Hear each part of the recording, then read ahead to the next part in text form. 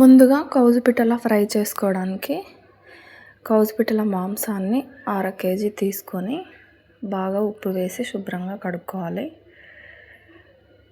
తర్వాత ప్యాన్లో ఆయిల్ వేసి 1 స్పూన్ జీలకర్ర వేసి జీలకర్ర వేగాక ఒక ఆనియన్, ఒక పచ్చిమిర్చి సన్నగా తరుక్కొని వేసుకోవాలి. ఆనియన్ వేసి బాగా నూనెలో బాగా వేయించుకోవాలి.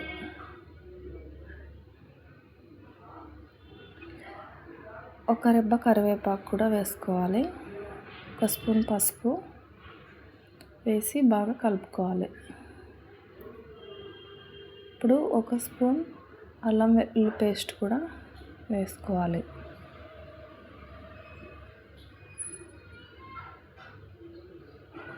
అల్లం వెల్లుల్లి పేస్టు బాగా వేగిన తర్వాత ఇందులోకి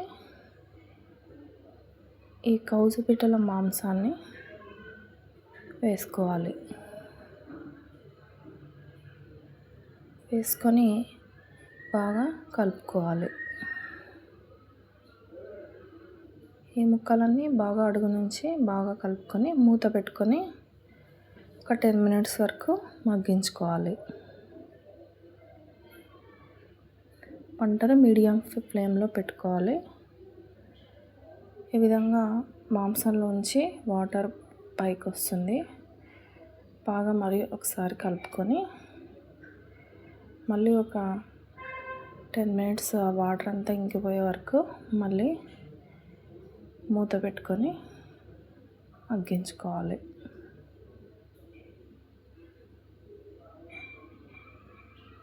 ఈ విధంగా ఇంకొక 5 మినిట్స్ మగ్గించుకున్న తర్వాత ఈ విధంగా ఆయిల్ బయటకు వస్తుంది.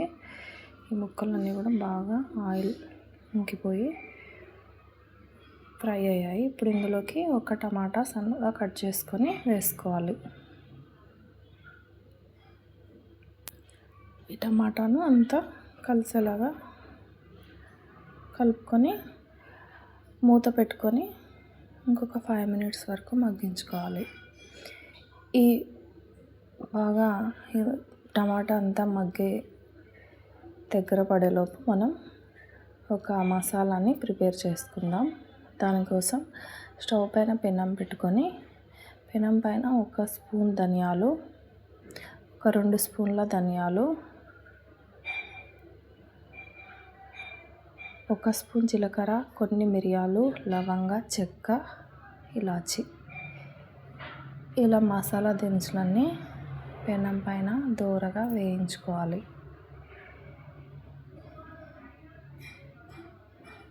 ఈ విధంగా బాగా వేగిన తర్వాత ఇందులోకి ఒక 4 టేబుల్ స్పూన్ల కొబ్బరి పొడి వేసుకోవాలి.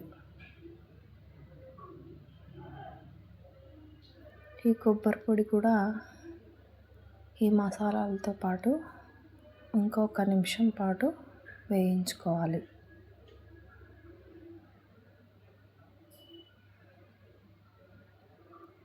చాలా సన్నని మంట మీద ఈ విధంగా వేయించుకోవాలి. బాగా వేగిన తర్వాత ఇందులోకి 2 బిర్యానీ ఆకులు,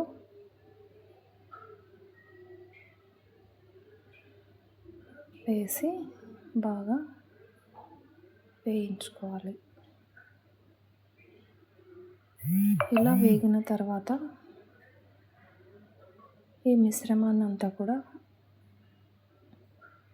మిక్సీ జార్లోకి తీసుకొని ఈ విధంగా గ్రైండ్ చేసుకొని ఒక 5-6 వెల్లుల్లి రెబ్బలు కూడా వేసి బాగా గ్రైండ్ చేసుకోవాలి.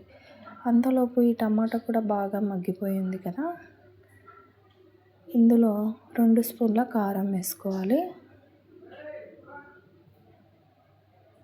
తర్వాత మనం బాగా గ్రైండ్ చేసి పెట్టుకున్న ఈ పొడిని కూడా అందులో వేసుకోవాలి. ఇప్పుడు మళ్ళీ ఒకసారి బాగా కలుపుకోవాలి. ఈ విధంగా మసాలా అంతా కూడా కలిసే విధంగా బాగా కలుపుకున్న తర్వాత మళ్ళీ ఒక 2 నిమిషాలు మూత పెట్టి మసాలా అంతా కూడా ముక్కలకి పట్టే విధంగా ఫ్రై చేసుకోవాలి. ఈ విధంగా బాగా ఫ్రై అయిన తర్వాత కొంచెం కొత్తిమీరతో గార్నిష్ చేసుకొని గిన్నెలోకి తీసుకోవాలి. చూసారా, కౌజు పిట్టల ఫ్రై చాలా టేస్టీగా ఉంటుంది.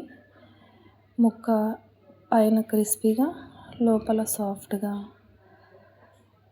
మసాలా టేస్ట్ చాలా బాగుంటుంది. చాలా సూపర్గా వచ్చింది.